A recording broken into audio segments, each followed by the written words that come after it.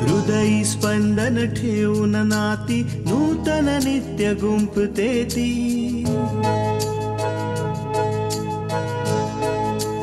हो हृदयी स्पंदन ठेवून नाती नूतन नित्य गुंफते ती.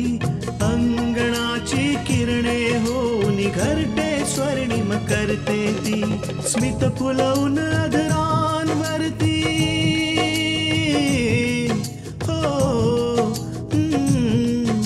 स्मित फुलवून अधरांवरती वेदनेत सुख देते ती. लेक वहिनी आई होऊन जीवन आभा होते ती. सुकन्या सुकन्या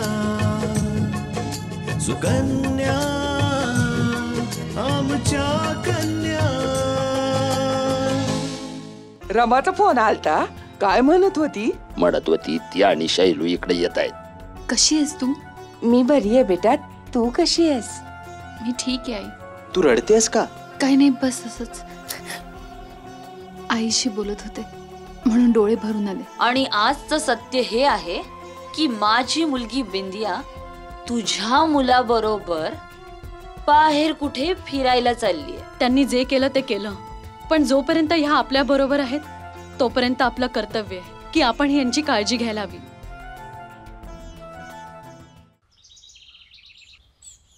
तुम्हाला काय वाटतं? इतक्या दिवसांपासून मी जे काही करतेय ते काय मी इतक्या सहजासहजी वाया जाऊ देईन? नाही, कधीच नाही. मी अपूर्वाला जवळ करण्यासाठी काय नाही केलं. त्याला तृष्णाच्या विरुद्ध भडकावलं. आकांक्षाबद्दलही उलट्या सुलट्या गोष्टी सांगितल्या. एवढंच काय, मी अपूर्वाला हेही विचार करण्यास भाग पाडले की तृष्णाला, जी की त्याची बायको आहे, तिला त्याच्या नवऱ्याच्या मान सन्मानाची काहीच पर्वा नाहीये.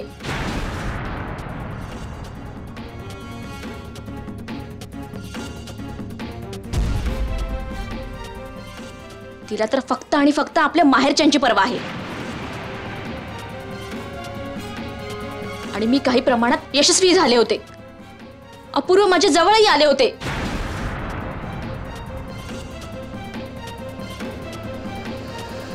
पण तुम्हा सासू सुनेमुळे माझ्या प्लॅनवर पाणी फेरलं. अपूर्व माझ्यापासून दूर गेले आणि आता परिस्थिती अशी झालीये की अपूर्व तृष्णाच्या खूप जवळ आलेत.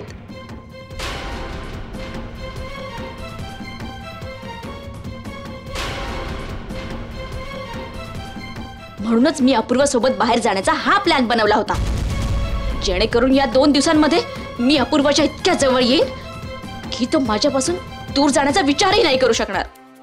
पण फक्त तुमच्या दोघींमुळे मी हेही नाही करू शकले मी.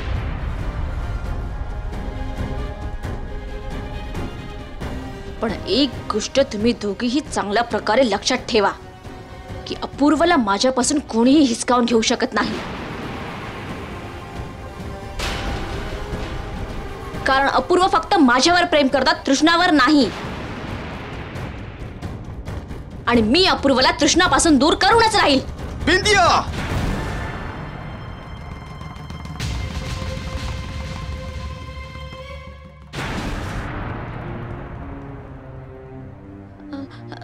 अपूर्व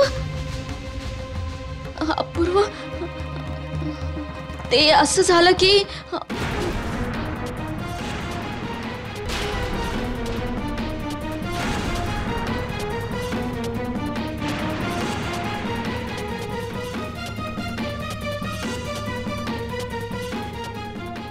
अपूर्व, तुझ्या या काळ्या जिभेने माझं नाव नको घेऊस.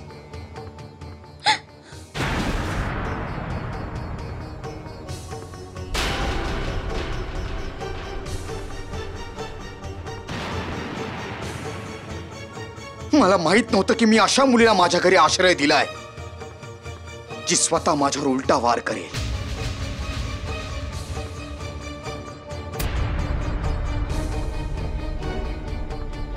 अपूर्व, असं नाहीये.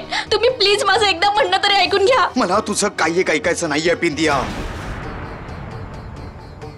तुझा ह्याच सगळ्या गोष्टींना भुलून न जाणून मी तृष्णाला किती त्रास दिलाय. तो तिला दूर केलाय माझ्यापासून. पण आज मला समजलंय की तू काय आहेस आणि तृष्णा काय आहे. समजलीस? नाही अपूर्व, मी जे काही केले ते तुमच्यासाठी केले, तुमच्या आनंदासाठी केले, कारण तुम्ही माझ्यावर प्रेम करता. अपूर्व बिंदिया, तू असा विचार देखील कसा करू शकतेस की मी तुझ्यावर प्रेम करतो आणि तृष्णावर नाही.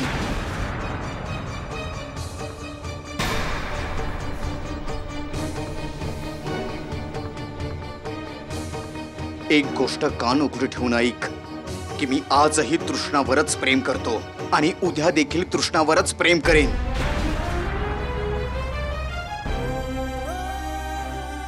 मान्य करतो की थोड्या दिवसांसाठी मी तुझ्या गोष्टीवर भुललो, स्वतःला विसरलेलो आणि त्याच नादामध्ये मी तृष्णाला खूप काही बोललो, खूप त्रास दिला तिला. पण आता नाही, आता असं कधीच नाही होणार.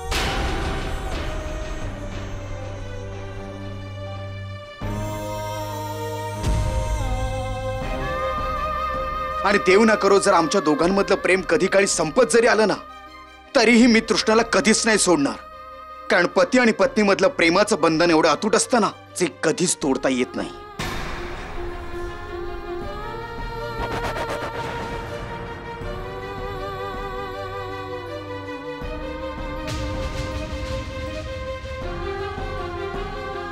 मला तुझ्या या घाणेरड्या विचारांची जरा सुद्धा भनक लागली असती ना, तर आयुष्यात मी तुझ्याबरोबर बाहेर जाण्याचा कधी विचार देखील केला नसता.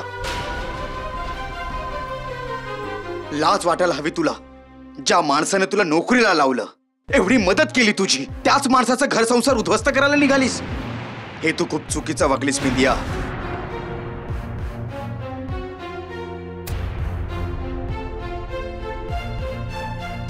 हे तर खरंच खूप चांगलं झालं की परत आलो मी ती फाईल घ्यायला जी तुझ्याकडे विसरलेलो. नाहीतर मला या सत्याचा उलगडा कधीच झाला नसता. मला कधीच कळलं नसतं की माझ्या घरात अशी नागिण राहायला आली आहे जी माझ्या कुटुंबाला डसणार होती.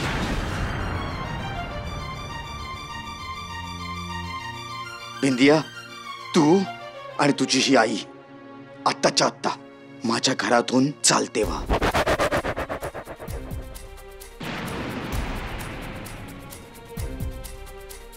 तुला ऐकायला नाही आलं बिंदिया मी काय म्हणालो ते? अपूर्व, बिंदियाला थोडा वेळ द्या. ती आपलं सामान घेऊन निघून जाईल. तृष्णा, तू आता मध्ये मध्ये बोलू नकोस. आणि ह्यांचं जे सामान आहे ना, ते उद्या मी माझ्या घराच्या बाहेर फेकून देणार आहे. येऊन घेऊन जातील. आता निघा. ठीक आहे अपूर्व, मी हे घर सोडून जात आहे. पण एक दिवस ही वेळ नक्की येईल जेव्हा तुला माझी किंमत कळेल. समजलं? आणि त्या दिवशी तू मला तुझ्या आयुष्याचा भाग बनवशील. असं कधीच नाही होणार. Just get lost. असं नक्कीच होईल अपूर्व. चल आई, चल इकडनं.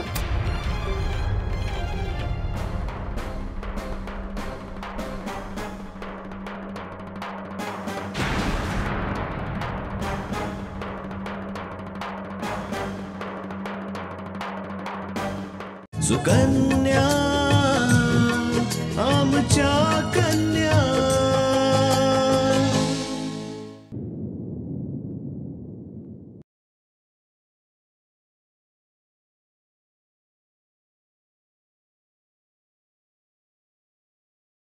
पूजा, मी माझ्या मित्राला भेटायला जातोय. कदाचित यायला उशीर होईल. तू झोपून घे, ठीक आहे? विशाल, जितक्या लवकर जमेल तितक्या लवकर येण्याचा प्रयत्न करा. तुम्हाला उद्या लवकर उठायचंय ना? आणि आई म्हणत होत्या तुम्हाला उद्या सकाळी लवकर जावं लागेल स्टेशनला आत्याच्या मुलाला घरी आणण्यासाठी. अरे, ते तर मी विसरलोच होतो पूजा. ठीक आहे, मी प्रयत्न करतो लवकर यायचा. ठीक आहे, चल मी निघतो. बाय.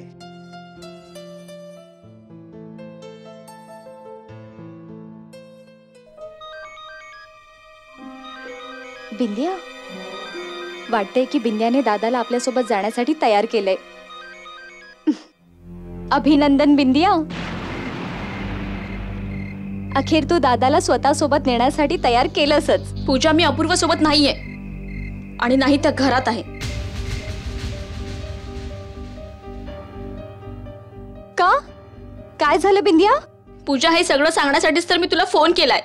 झालं असं की आणि देव ना करो जर आमच्या दोघांमधलं प्रेम कधी काळी संपत जरी आलं ना, तरीही मी तृष्णाला कधीच नाही सोडणार. कारण पती आणि पत्नीमधलं प्रेमाचं बंधन एवढं अतूट असतं ना, जे कधीच तोडता येत नाही. पण एक दिवस ही वेळ नक्की येईल जेव्हा तुला माझी किंमत कळेल, समजलं? आणि त्या दिवशी तू मला तुझ्या आयुष्याचा भाग बनवशील. असं कधीच नाही होणार. Just get lost. असं नक्कीच होईल अपूर्व. चल आई, चल इकडनं. आणि अशा प्रकारे अपूर्वाने मला घरातून बाहेर काढलं आणि मी आणि माझी आई रस्त्यावर अशीच भटकत फिरतोय.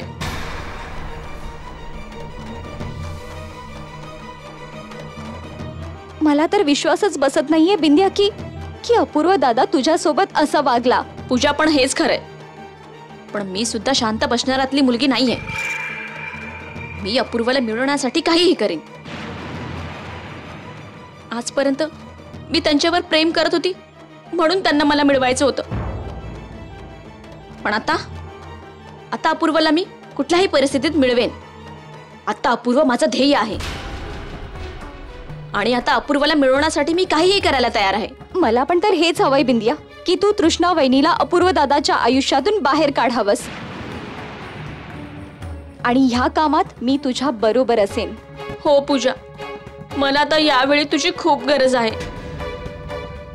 आता तुला माहितीच आहे की मध्यरात्री मला आणि माझ्या आईला अपूर्वनी घराबाहेर काढलंय.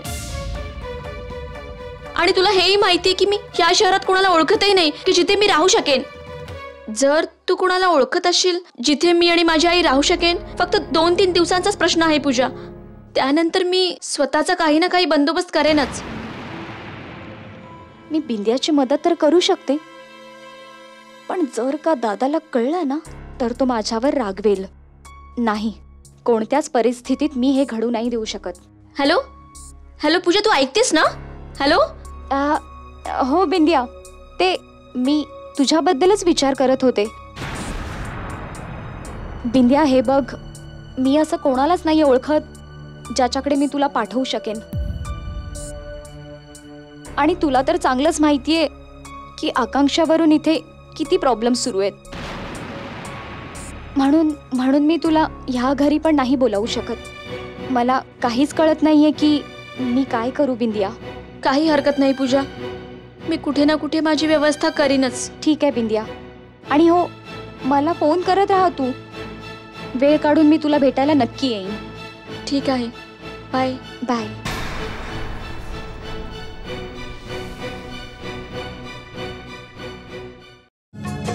सुकन्या आमच्या कन्या.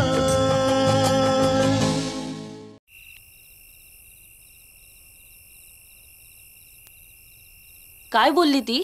काही नाही आई, ती सुद्धा आपल्या राहण्याची व्यवस्था नाही करू शकली. मला माहीतच होतं ती आपली मदत नाहीच करणार आहे. तर ती त्या कल्याणीचीच मुलगी ना?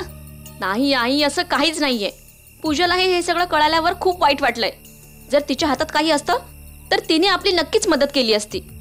बिंदिया, मी तर म्हणते आपण परतच जाऊया.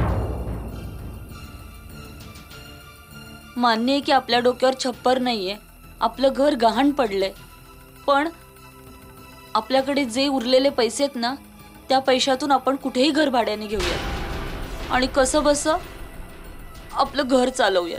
नाही आई, आता तर परत घरी जाण्याचा प्रश्नच उभा राहत नाही. आत्तापर्यंत मी जे काही करत आले ते अपूर्वला मिळवण्यासाठी करत आले. पण याच्या पुढे मी जेही काही करेन ते मी अपूर्वला माझ्या समोर झुकवण्यासाठीच करेन. हे तू काय बोलतीयस? काय करणार आहेस तू? तू अगदी बरोबर ऐकलेस आई. अपूर्वने आजपर्यंत फक्त माझं प्रेम पाहिलंय, पण इथून पुढे तो फक्त माझा तिरस्कार बघेल. फक्त आणि फक्त तिरस्कार. आणि मग त्यांना कळेल की बिंदियाचा राग त्यांना किती महागात पडू शकतो. पण बेटा, आपण जायचं कुठे? आपल्याकडे तर राहण्याची काहीच सोय नाहीये. असं काही नाहीये आई. जेव्हा एक मार्ग बंद होतो ना तेव्हा दुसरा मार्ग आपोआप उघडला जातो.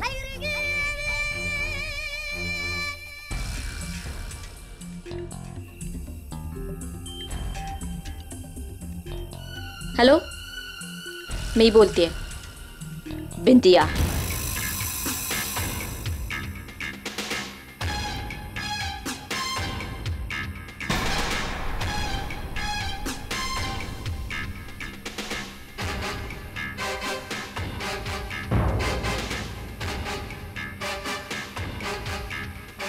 आई, आपली राहण्याची व्यवस्था झालीये. खरंच?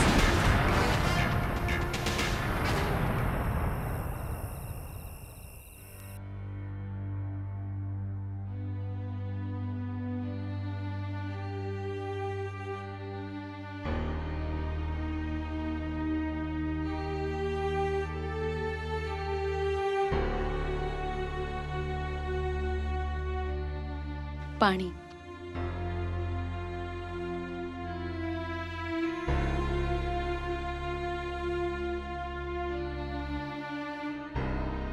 आज तुम्हाला मीटिंगला नाही जायचंय? तृष्णा, आज जे झालंय ना त्यानंतर मी एवढा डिस्टर्ब आहे की माझं कामामध्ये लक्षच नाही लागणार आहे. म्हणून मी माझं सर्व मीटिंग कॅन्सल केले. अपूर्व, जे झालं ते विसरून जा. असं समजा की ते एक वाईट स्वप्न होतं. तृष्णा, मी कधी स्वप्नात देखील विचार केला नव्हता की बिंदिया असं वागेल. मी तर नेहमी तिला माझी एक मैत्रीण समजत आलो, पण तिने जे काय केलंय ना त्यानंतर मैत्रीवरचा माझा तर विश्वासच उडालाय. अपूर्व, बिंदिया जेव्हा या घरात आली होती तेव्हा तिने असा विचार केला नसावा. पण मला वाटतं की हळूहळू तिच्या मनात आलं असेल की जर तुम्ही तिच्या आयुष्यात आलात तर तिचं आयुष्य बदलून जाईल. कदाचित तिच्या मनात हा वाईट विचार आला असेल. अगं, पण तिला आधीपासून माहित होतं ना की माझं लग्न झालंय. ते तुझ्यावर प्रेम आहे माझं, मग तिच्या मनात असा विचार आलाच कसा? अपूर्व, त्यावेळी आपल्या घरातलं वातावरण खूप खराब होतं आणि बाबांच्या जाण्यानंतर तुम्ही आईंचा द्वेष करायला लागला होता. मी तुमच्या आणि आईच्या मध्ये एक मध्यस्थी म्हणून राहिले होते. मी जेव्हाही आईंची काळजी घ्यायचे तेव्हा तुम्हाला असं वाटायचं की मी तुमच्या विरुद्ध जाते आणि त्याचाच बिंदियाने फायदा घेतला. तिने फक्त मलाच तुमच्यापासून वेगळं नाही केलं तर तुम्हाला सगळ्यांपासून लांब केलं. कृष्णा, याचा अर्थ असा आहे की तुला आधीपासूनच ठाऊक होतं की बिंदिया आपल्याला एकमेकांपासून दूर करणार आहे? हो पूर्व, मला आणि आईंना ही गोष्ट आधीपासूनच माहिती होती आणि मी तुम्हाला हे समजवण्याचा खूप प्रयत्न केला, पण त्यावेळी तुम्ही माझं ऐकलंच नाही. तृष्णा, तृष्णा, मला खरंच माफ कर ग. मला माफ कर तृष्णा, कारण त्यावेळी बिंदियाने मला तुझ्याबद्दल एवढ्या काही वाईट साईट गोष्टी सांगितल्या की मी खरंच राग करू लागलो होतो तुझा. सुकन्या आमच्या कन्या. त्यावेळी बिंदियाने मला तुझ्याबद्दल एवढ्या काही वाईट साईट गोष्टी सांगितल्या की मी खरंच राग करू लागलो होतो तुझा. आता मी समजू शकतो की त्यावेळी तुझ्या मनावर काय परिणाम झाला असेल. अपूर्व, मी तुमच्यावर प्रेम करते म्हणूनच मी तुमच्या बरोबर काही वाईट झालेलं नाही बघू शकत. जर मला हे समजलं असतं की तुम्ही बिंदियावर प्रेम करता तर मी कधीच तुमच्या मध्ये आले नसते. पण मला माहिती होतं की बिंदिया फक्त तुमचा वापर करते. ती हे सगळं फक्त तिच्या स्वार्थासाठी करते. मी फक्त त्या वेळेची वाट बघत होते की तुम्हाला सगळं खरं कधी कळेल. तृष्णा, तुला आता माझ्यापासून कोणच दूर नाही करू शकत. पण आता एक गोष्ट तर, आतापासून मी कोणावर इतका विश्वास नाही ठेवणार की जो माझा विश्वासघात करू शकेल. पण आज परत मला प्लीज मला माफ कर तू. नाही नाही अपूर्व, तुम्ही माझ्याकडून माफी नका मागू. आपल्या दोघांमध्ये माफीला जागा नाही, फक्त प्रेमाला जागा आहे. म्हणून प्लीज तुम्ही माझी माफी नका मागू. जेही काही झालं ते विसरून जा. आपण आपलं आयुष्य नव्याने सुरू करू जिथे आपल्यामध्ये कधीच गैरसमज नसतील.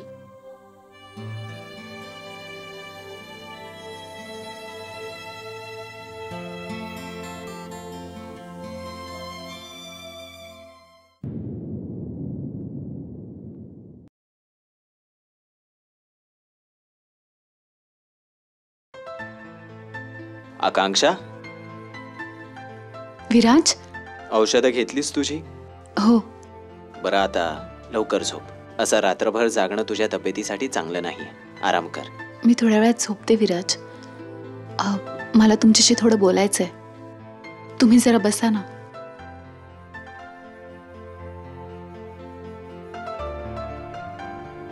तुला त्या दिवशी माझ्याशी काही बोलायचं होतं ना, ज्या दिवशी तुझा ऍक्सिडेंट झाला.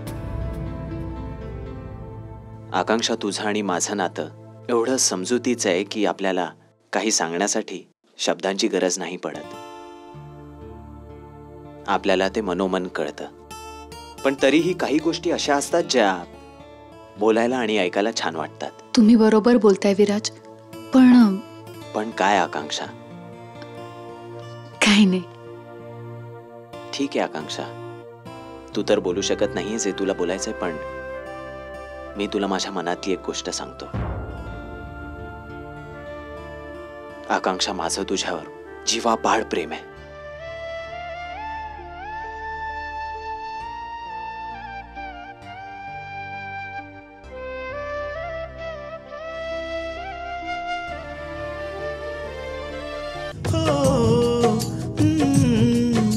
स्मित फुलवून आदरांवरती वेदनेत सुख देते ती लेक वहिनी आई होऊन जीवन आभा होते ती. सुकन्या सुकन्या सुकन्या